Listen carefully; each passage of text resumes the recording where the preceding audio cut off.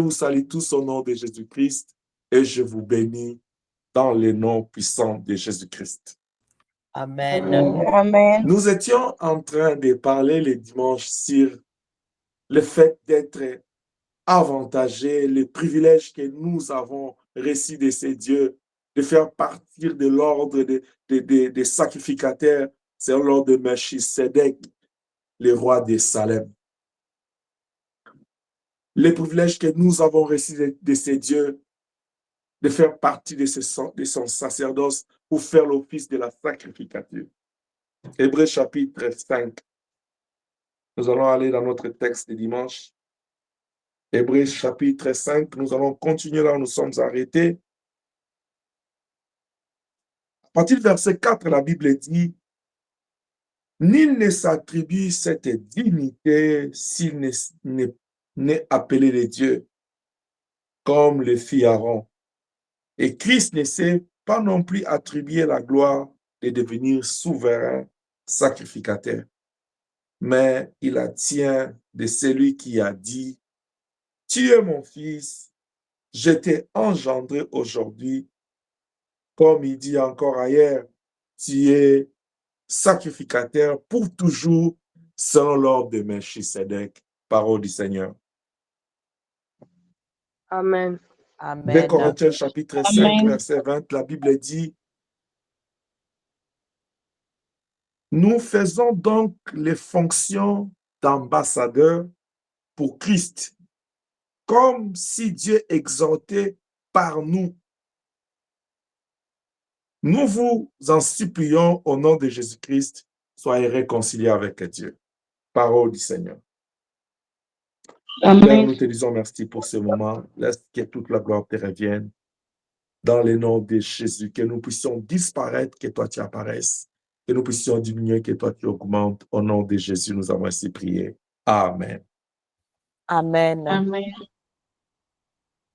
Dans le livre d'Hébreux, on nous dit « Nul ne s'attribue le titre de devenir sacrificateur dans l'ordre de Melchisedec. » Pour entrer dans cet ordre, comme j'avais expliqué le dimanche, selon que la Bible dit, la nature elle-même ne vous enseigne-t-elle pas?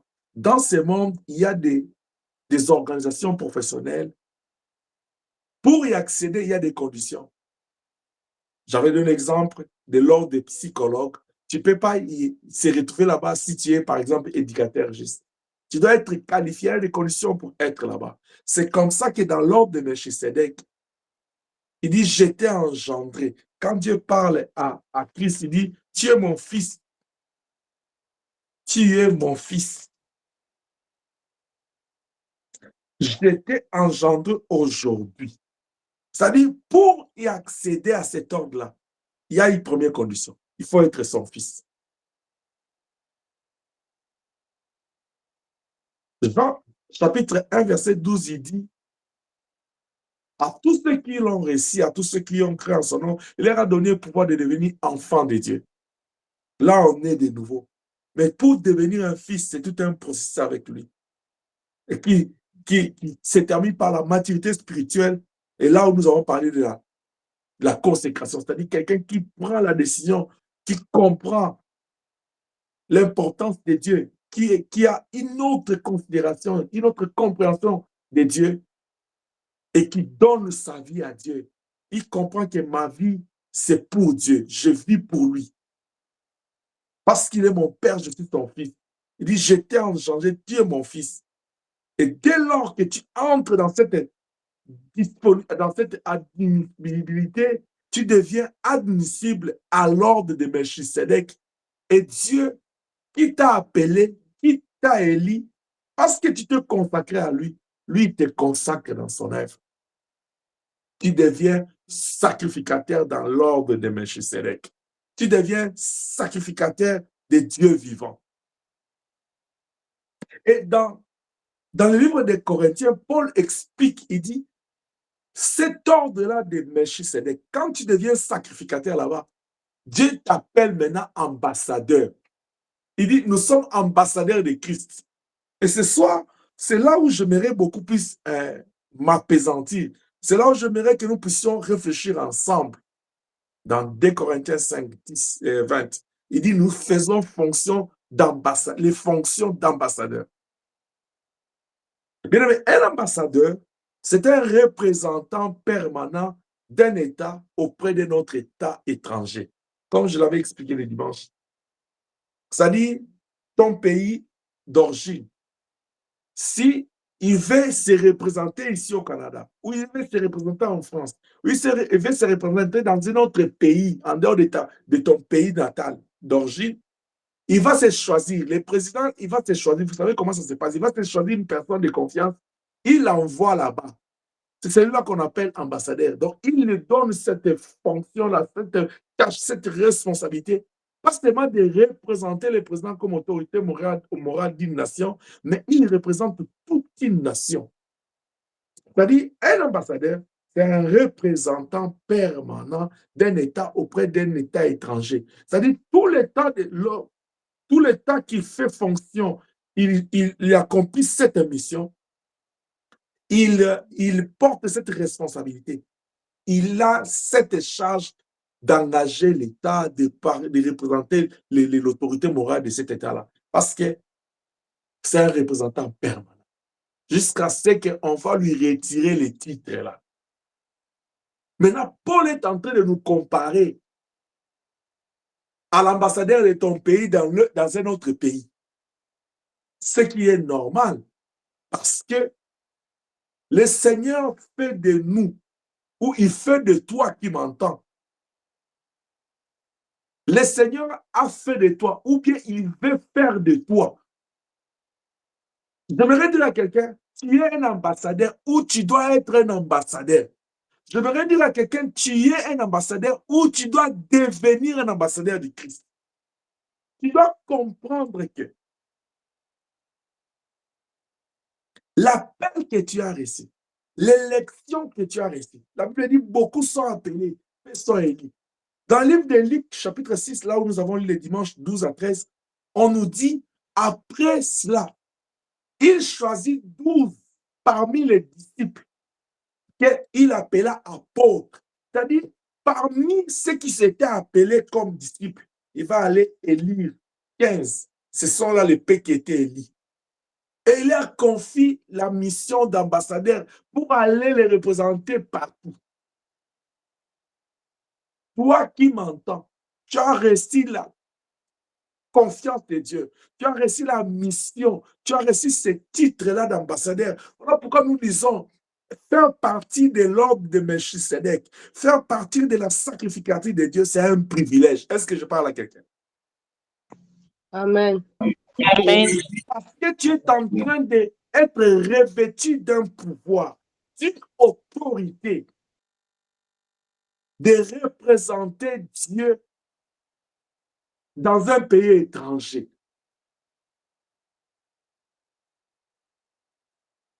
Il dit dans Jean chapitre 17, il dit, ils sont dans le monde, mais ils ne sont pas du monde. Je dis à quelqu'un, dans ce monde, nous sommes des étrangers parce que nous ne sommes pas du monde. Mais tout en étant dans ce pays, dans ce monde, nous sommes en train de représenter Dieu. Nous sommes des ambassadeurs de Dieu. Alors, si tu n'as pas encore revêtu cet état d'esprit d'ambassadeur, tu n'as pas encore porté cette casquette-là, tu n'as pas encore réalisé, compris, ou tu ne vis pas encore ta vie en tant qu'ambassadeur, en tant que représentant permanent de Dieu, dans ce monde, tu dois ouvrir tes yeux, tu dois transformer ta façon de voir, selon que la Bible dit, soyez transformés par le renouvellement de l'intelligence. Tu dois changer ta façon de voir les choses, parce que dans ce monde, nous sommes des passagers, nous sommes des étrangers, nous avons reçu le mandat d'ambassadeur pour Christ. Et tant que nous sommes encore en vie, tant que nous séjournons encore dans ce monde, notre mandat est permanent.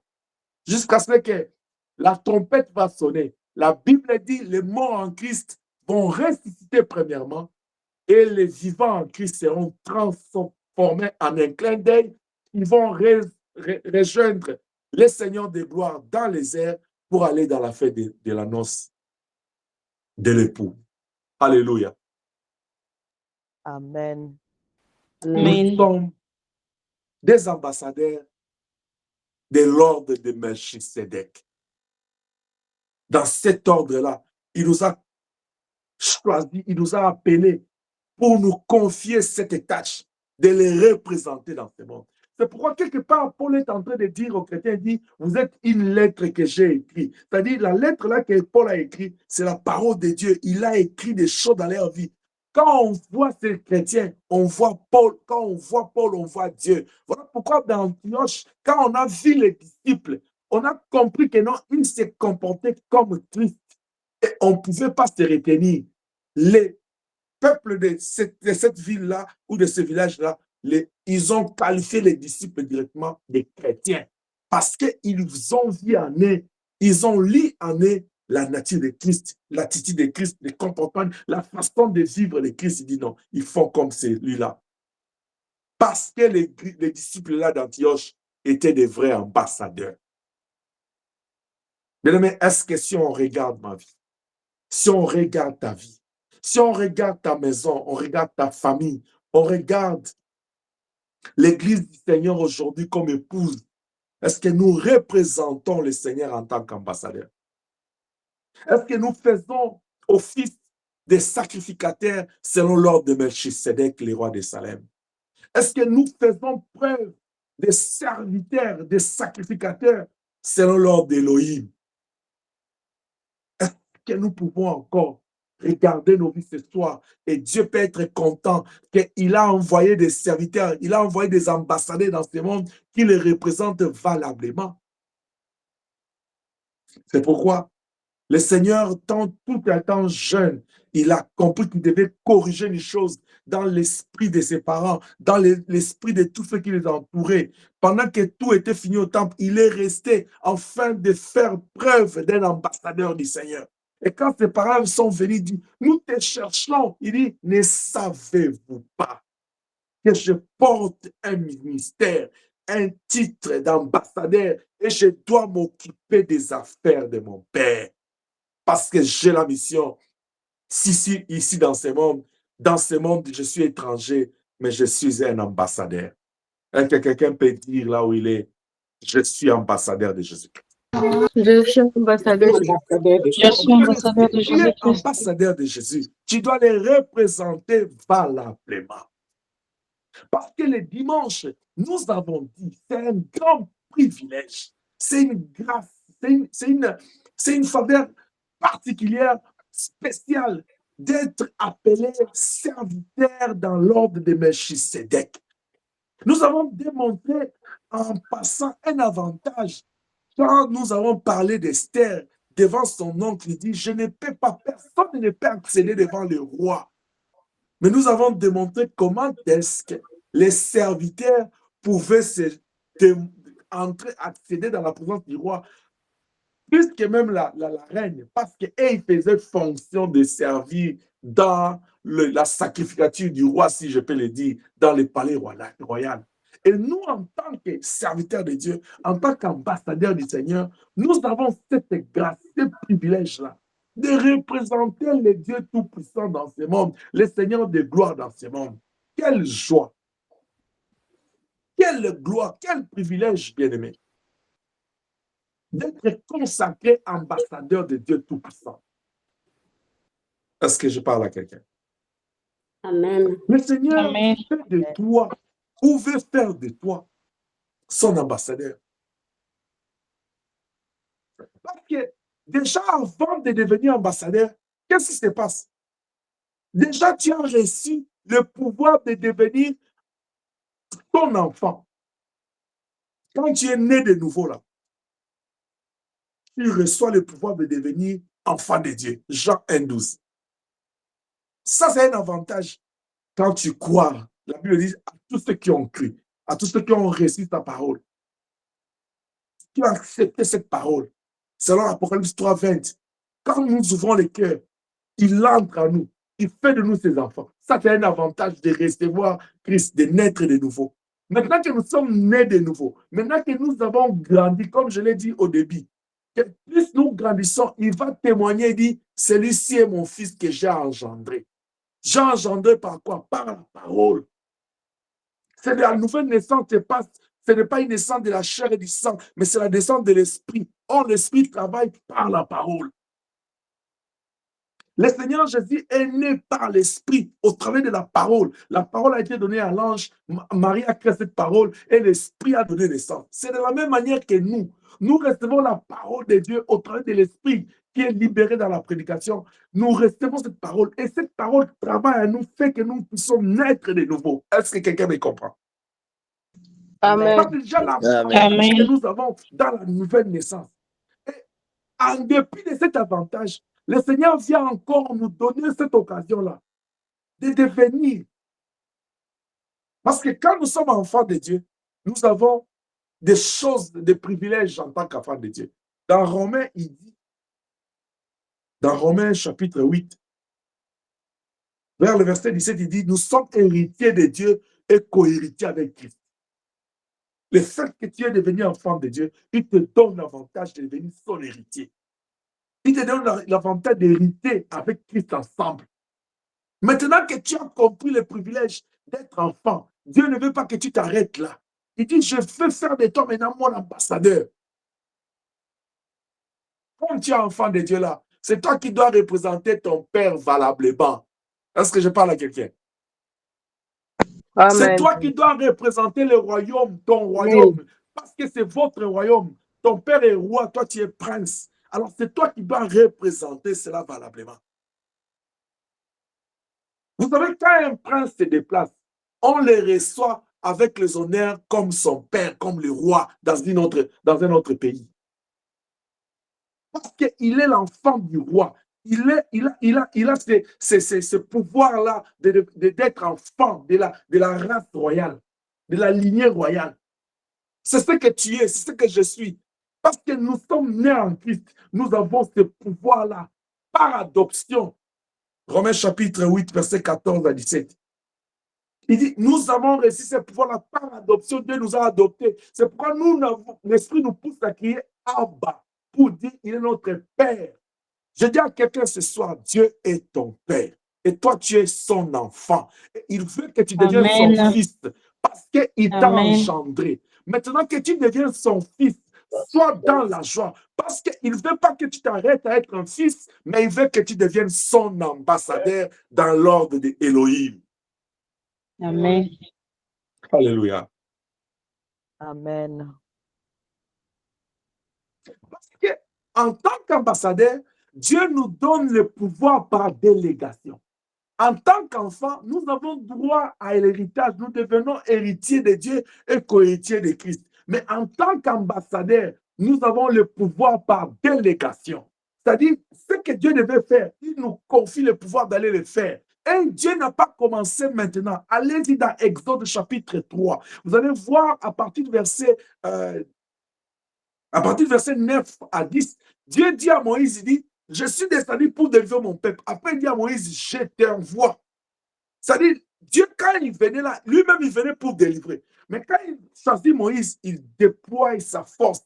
Il délègue l'autorité, le pouvoir sur Moïse. Oh, je prie ce soir que quelqu'un qui est disposé, quelqu'un qui comprend le privilège d'être serviteur de Dieu, que Dieu déploie sa force sur toi, que Dieu délègue le pouvoir sur toi, afin que tu agisses avec Dieu au nom de Jésus, afin que quand tu parles, que ce soit les oracles de Dieu qui sortent de ta bouche, afin que tes yeux ne voient que la gloire de Dieu, afin que tes oreilles n'entendent que la voix de Dieu, afin que tes mains touchent tout ce qui touchera soit béni, parce que c'est Dieu qui agit au travers de toi, étant donné qu'il t'a donné le pouvoir par délégation. Il dit dans Matthieu chapitre 28, il dit, comme le Père m'a envoyé, moi aussi je vous envoie. C'est-à-dire, je vous délègue le pouvoir. Je vous donne cela. Allez agir en mon nom. Dans Luc chapitre 10, il appelle les disciples. Il dit, il les regroupa désadés dans 35 groupes. Il dit, la Bible dit que non, il les envoya dans les villes et les villages où lui-même devait aller. Il leur délègue le pouvoir. Alléluia. Amen. C'est pourquoi quand ils sont rentrés dans 17, ils commencent à dire, les malades sont guéris, les morts sont, les paralytiques, les démons même nous sont soumis. Il dit, je voyais les diables descendre comme un éclair. Je vous ai donné le pouvoir. C'est-à-dire, en tant qu'ambassadeur, il nous donne le pouvoir par délégation. Là où tu es, pendant que tu m'écoutes, ouvre ton cœur. Laisse Elohim prendre le contrôle de ta vie, afin que tu le sers, que le pouvoir d'ambassadeur te soit accordé au nom de Jésus-Christ. Parce que c'est un privilège de faire partie de l'ordre de Melchisedec, le roi de Salem. Alléluia. Amen. Oh, tellement tu es bon. Dans Marc chapitre 16, verset 16, il dit, voici les miracles qui accompagneront ceux qui auront cru à mon nom, oh Jéhovah. C'est-à-dire, au nom de Jésus, tu fais des choses, tu accomplis de grandes choses. Je dis à quelqu'un, 2025, reste au pied du Seigneur, comporte-toi comme un ambassadeur de Dieu, sers l'Éternel, au nom de Jésus, fais de grandes choses. Amen. Au nom de Jésus. Amen. Il dit, vous imposerez le main malade, les malades seront guéris. Bien aimé, en 2025, ne limite pas ton Dieu. N'aie pas peur, bannis la peur. Parce que la peur n'est pas de Dieu. La peur détruit la foi. Mais engage ton Dieu parce que ton Dieu est vivant. La Bible dit, il ne dort pas, il ne somnole pas. Ne laisse pas Dieu timide dans ta barque. Ne laisse pas dormir. Si tu vois les choses ne marchent pas, réveille-les. Il t'a cherché pour accomplir de grandes choses. Dieu n'est pas venu dans ta vie. Je suis en train de dire à quelqu'un ce soir, Dieu n'est pas venu dans ta vie pour dormir. Il est venu dans ta vie pour que les œuvres de Dieu soient manifestées au travers de ta vie. Amen. Amen. Alors avance avec Dieu. Amen. Nous devons arrêter ce système. Oh, on est fin 2024, on est allé en 2025. Non, 2025 doit être une année autre que toutes les années. Et tu dois commencer à vivre cela avec Dieu. Car la Bible dit, Amen. avec le Seigneur, c'est comme dans un miroir. C'est de gloire en gloire, de victoire en victoire. C'est de gloire en gloire, de Amen. victoire en victoire. Et Amen. tout cela passe par le sacerdoce de Dieu. Dans la sacrificature, quand tu le sers, Dieu prend soin de toi. Amen. Dans Jean chapitre 14, verset 12, il dit, tous ceux qui croient en moi, ils feront les œuvres que moi j'ai faites. Laisse que tes mains soient sanctifiées, que la puissance de la sainteté de Dieu affecte tes mains, afin que tout ce que toi tu vas faire cette année, tout ce que toi tu vas toucher, que le Seigneur le bénisse au nom de Jésus-Christ. Amen. Amen.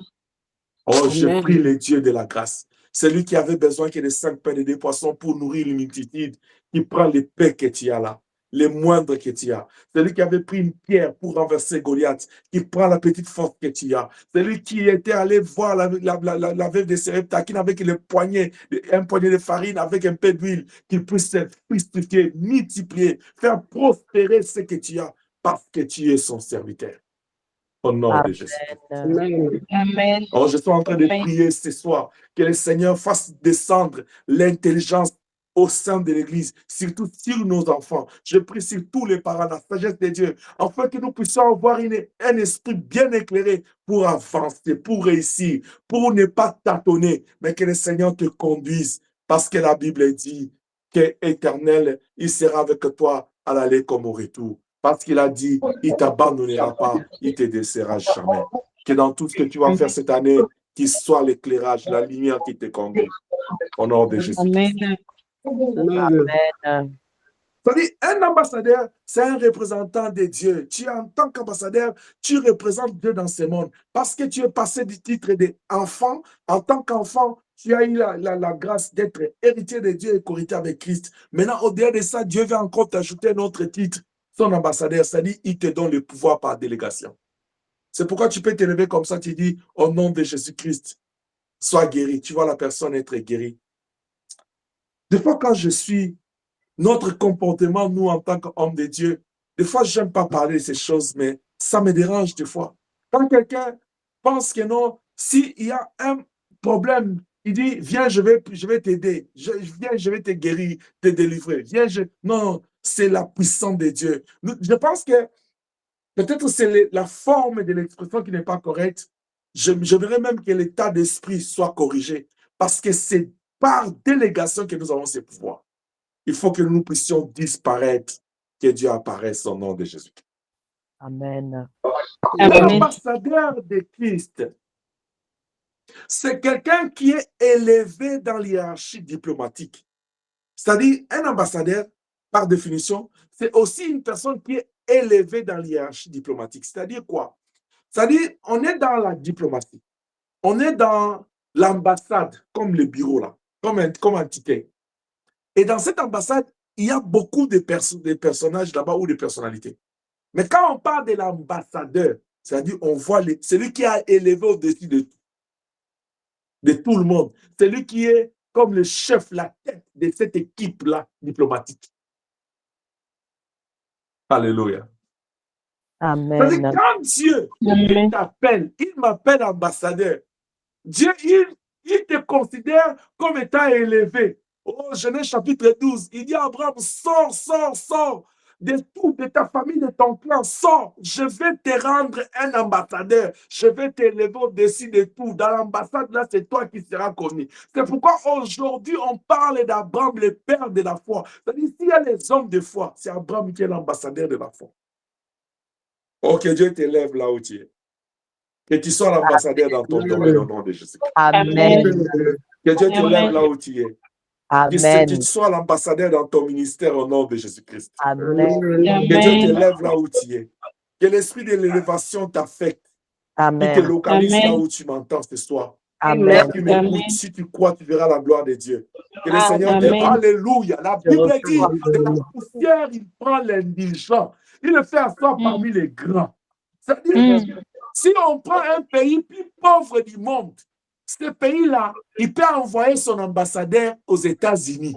C'est-à-dire, quand cet homme-là arrive aux États-Unis, on le respecte en tant qu'ambassadeur. On ne peut pas le négliger, on le considère en tant qu'ambassadeur. C'est-à-dire, d'un pays pauvre, d'un pays petit, d'un pays négligé. Mais étant donné qu'il a été envoyé dans une puissance, dans une nation puissante, on le considère là-bas. Oh, regarde-moi, est-ce que quelqu'un veut entendre ce que l'Esprit veut dire ce soir? Amen. Quand l'Éternel te choisit, il te confère par délégation le pouvoir de devenir ambassadeur, c'est-à-dire par là, Elohim. Il prend la décision de venir te tirer de l'humiliation. Il prend la décision de venir te tirer de mépris. Il prend la décision de venir te tirer de la déconsidération. Peut-être dans ta vie, tu es sorti d'une famille qui n'est pas connue. Peut-être dans ta vie, tu as traversé des situations d'humiliation, de déconsidération, de mépris. Personne ne pouvait jeter les regards sur toi. Comme quand on a dit à Nathanaël, on a trouvé à Nazareth quelqu'un, c'est pas lui le Messie. Il dit, à Nazareth, là, il est sorti quelque chose de bon. Peut-être toi, on t'a déjà appelé Nazareth. Peut-être on t'a considéré comme la moindre. Mais laisse-moi te dire, celui qui est en toi, c'est celui-là qui est plus grand que celui qui est dans le monde. C'est celui qui est en toi là, c'est lui Elohim. Celui qui est en toi là, c'est lui le roi de Salem. C'est lui le chef de l'ordre de Melchisedec. De la poussière, il prend l'indigent. Il le fait asseoir parmi les grands. Genèse chapitre 49, verset 25. La Bible dit, quand Jacob est en train de bénir ses enfants, il arrive au point d'un de ses enfants, il dit, toi mon fils, c'est l'œuvre de l'Éternel Dieu de tes pères qui te bénira et qui te rendra prospère. Est-ce que je suis en train de parler à quelqu'un?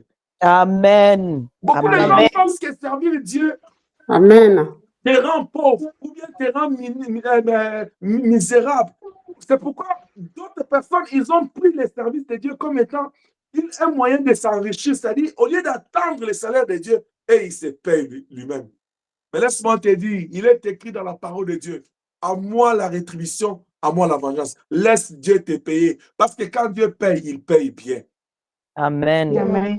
Mais quand toi-même tu prends la décision de te payer là, tu vas te payer par rapport aux moyens qu'il y a, par rapport aux besoins que tu as. Mais Dieu qui voit qui sondent les cœurs là, il peut t'envoyer des corbeaux comme il a fait avec ses serviteurs parce qu'il est Dieu.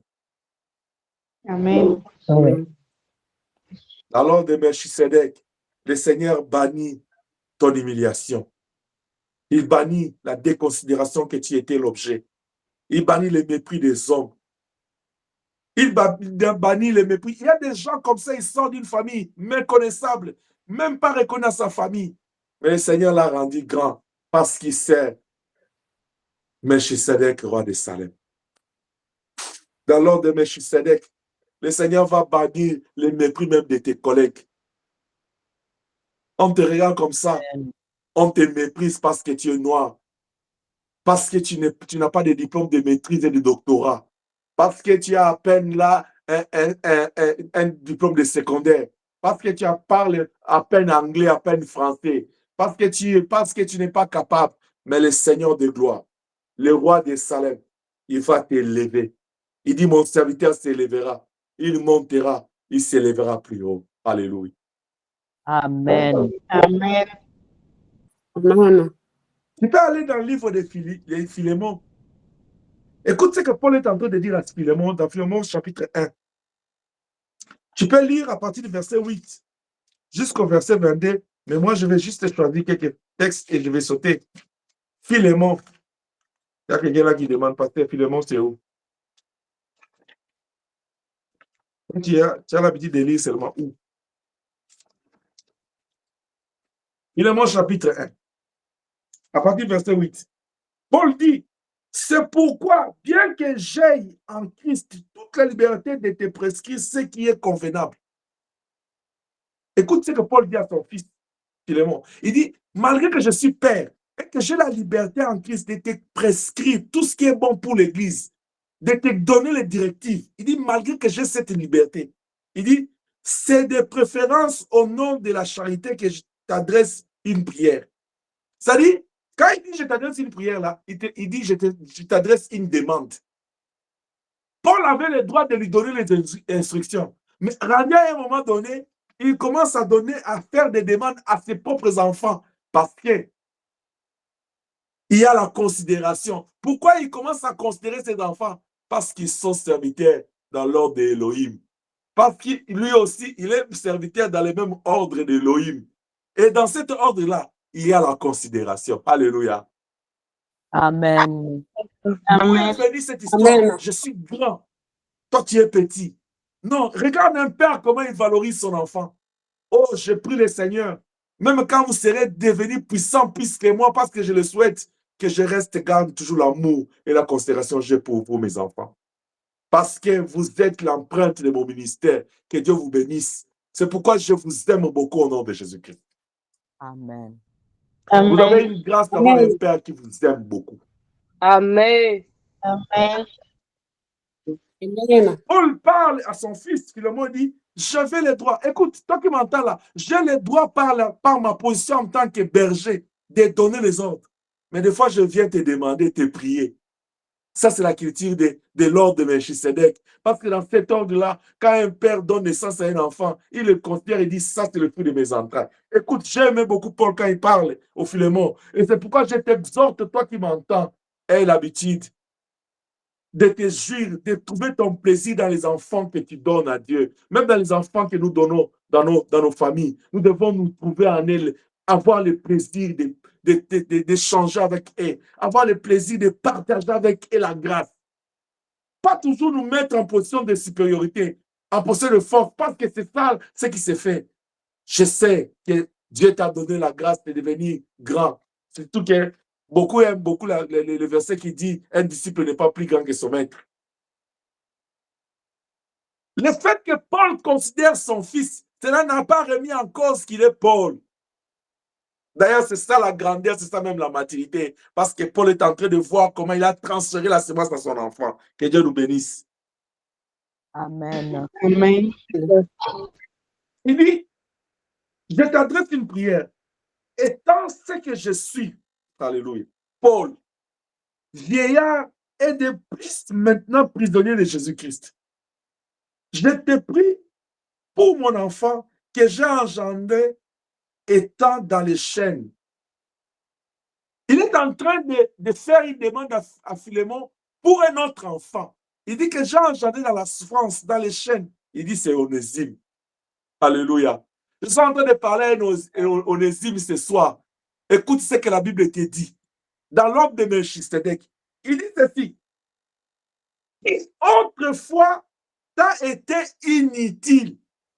Mais maintenant, est utile à toi et à moi. Oh, Zan. Je te parle à quelqu'un. Dans l'ordre de Melchisedec, si tu étais inutile hier, quand tu deviens serviteur dans cet ordre-là, tu deviens utile. Amen. Tu deviens Amen. utile. Dis à ceux qui ont pensé hier que tu étais inutile, dis-leur aujourd'hui, dans l'ordre de Melchisedec, je suis utile. Pas Amen. seulement leur dire, mais montre-leur que tu es devenu utile. Je ne suis pas en train de te dire de te lever, commencer à leur montrer avec l'orgueil. Non, fais ton travail avec amour pour Dieu. Sers le Seigneur. Ils vont entendre les cris de service. Ils vont entendre l'odeur des sacrifices. Si c'est ta voix, son de la trompette, ils doivent savoir que ce qui était inutile hier là, aujourd'hui c'est utile. Je parle à un onésime, je parle à une onésime. Hier tu étais inutile, aujourd'hui tu es utile. Hier tu étais inutile, aujourd'hui tu es utile. Hier tu étais inutile, bien-aimé, aujourd'hui tu es utile. Parce que hier tu étais inutile, aujourd'hui tu es utile. Je parle à un onésime, je parle à une onésime. Que Dieu te bénisse là où tu es. Que Dieu te protège là où tu es. Que Dieu te garde là où tu es. Que le Seigneur te prenne. Parce que dans l'ordre de Melchisedec, de la poussière, il prend l'indigent. Il le fait asseoir parmi les grands. Amen. C'est l'apôtre Paul qui parle au nom de l'ordre de Dieu. Il dit, Onésime était inutile à toi et à moi. Maintenant, là, il est devenu utile. Oh, bien-aimé, si dans les années de l'autre fois, tu n'étais pas utile pour cette œuvre, cette année, sois utile au nom de Jésus-Christ. Si dans les années autrefois, tu n'étais pas utile dans les champs de Dieu, cette année, fais-toi utile au nom de Jésus-Christ. Parce que ce qui se passera, c'est quoi? Quand le Seigneur s'approchera du figuier, il trouve qu'il n'y a pas de fruits. Il dira que cet arbre occupe inutilement l'espace dans mon champ. Qu'est-ce qu'il faut faire? On va te couper. Mais moi, je prie le Seigneur qui ne coupe pas la grâce qui est sur toi. Je prie le Seigneur que ton ministère ne soit pas coupé. Je prie le Seigneur que la gloire qui est sur toi ne soit pas coupée. Mais je prie que tu puisses profiter de la sève du Saint-Esprit, de la parole, pour que tu puisses donner des fruits en son temps. Amen. Alléluia. Amen. Oh, Jéhovah. Il dit au verset 11, il dit, qui autrefois t'a été inutile, mais qui maintenant est utile à toi et à moi. Je te les renvoie. Je te les renvoie, lui, mes propres entrailles. J'aurais désiré les retenir auprès de moi pour qu'ils me servent à ta place pendant que je suis dans les chaînes pour l'évangile. Toutefois, je n'ai rien voulu faire sans ton avis. Mais regarde comment Paul parle. Voyez la culture d'un papa. C'est-à-dire, quand j'ai besoin d'avancer dans l'œuvre, je t'appelle, je dis, qu'est-ce que tu penses de ça? C'est-à-dire, j'ai besoin de ton avis. Voyez la culture d'un père. Il valorise ses enfants. Oh, que Dieu me donne encore la grâce de vous valoriser au nom de Jésus-Christ. Amen. Amen. Que le Seigneur nous aide. Amen. Chaque parent, Amen. apprenez à valoriser vos enfants. Les enfants, apprenez à valoriser vos parents.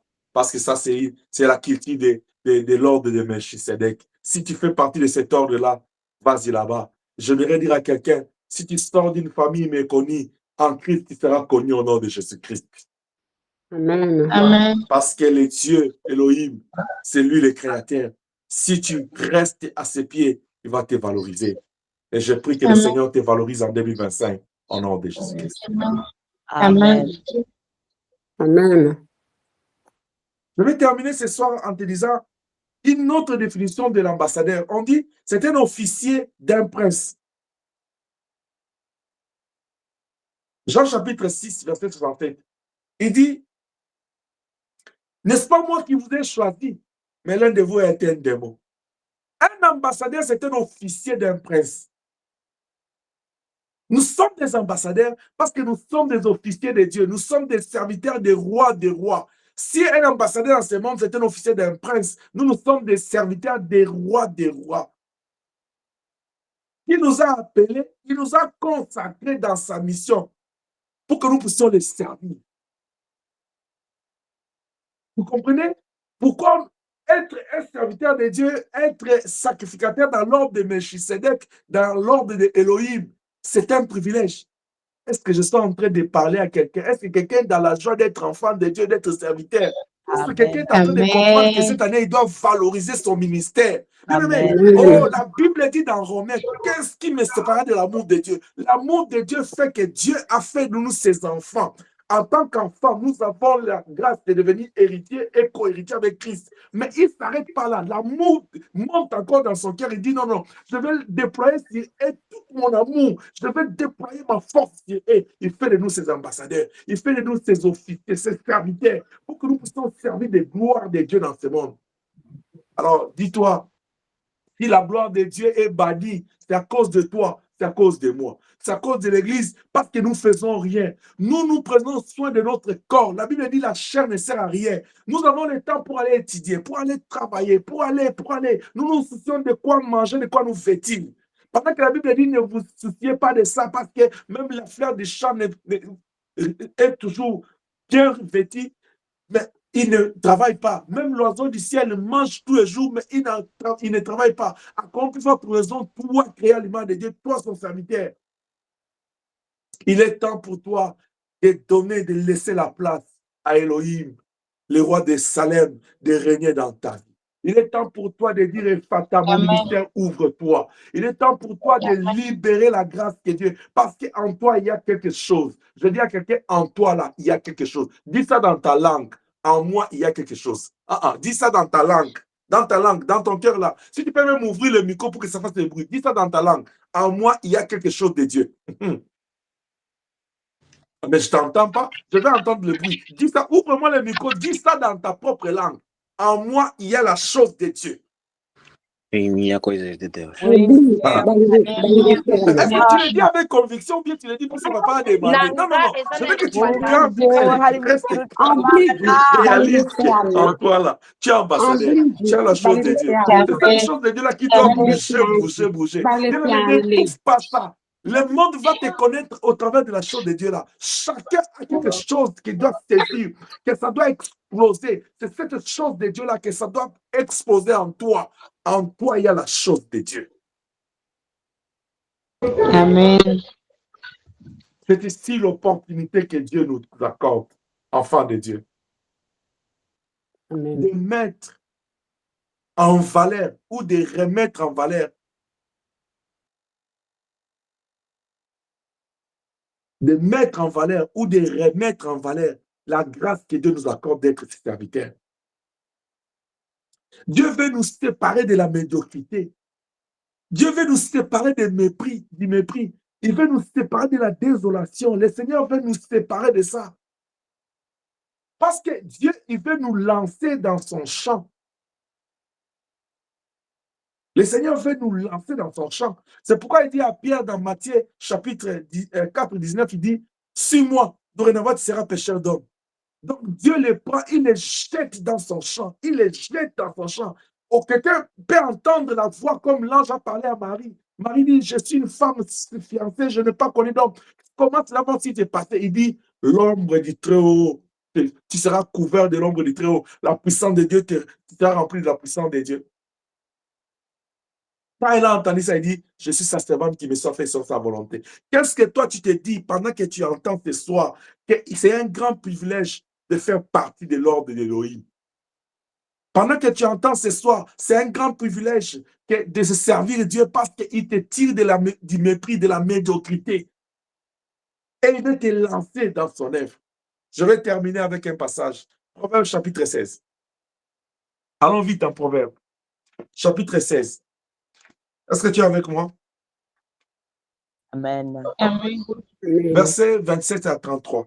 Qu'est-ce que la Bible dit? C'est là où je vais terminer ce soir.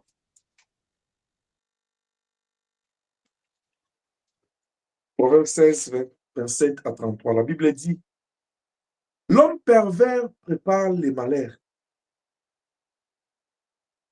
Et il y a sur ses lèvres comme un feu ardent. L'homme pervers excite des querelles et les rapporteurs divisent les amis. Vous savez, quand on parle de l'homme pervers ici, dans d'autres versions, on a dit l'homme inutile. Parce qu'un pervers, c'est un inutile. On dit, si je le prends comme ça, l'homme inutile excite des querelles. Si tu veux rester inutile pour Elohim, tu seras seulement l'objet des querelles. C'est toi qui vas commencer à semer les querelles parmi les gens, ou c'est toi qui vas vivre les querelles. Parce que le Seigneur peut envoyer les querelles dans ta vie, des tourments dans ta vie, juste parce que tu as fui sa mission. Est-ce que je parle à quelqu'un? Amen. Tu ne comprends pas que au travail, il y a toujours des problèmes. C'est toujours toi qu'on cherche dans la famille, dans la vie. Tu ne comprends même pas les problèmes, comment ça te suit. Parce que c'est juste parce que tu t'es rendu inutile pour Dieu. Et le Seigneur ne prend pas soin de toi. Il ne fait pas cas à toi parce qu'il sait que non, non, toi tu es allé loin de lui. Mais si tu veux devenir utile, si tu veux aller vivre loin des querelles et des mépris, rentre dans la sacerdoce de l'ordre de Melchisedec. Abandonne-toi cette année de la sacrificature. Trouve ton plaisir à servir le Dieu vivant. Et tu verras la gloire de Dieu. Que le Seigneur vous bénisse. Au nom de Jésus-Christ. Amen. Amen. Amen.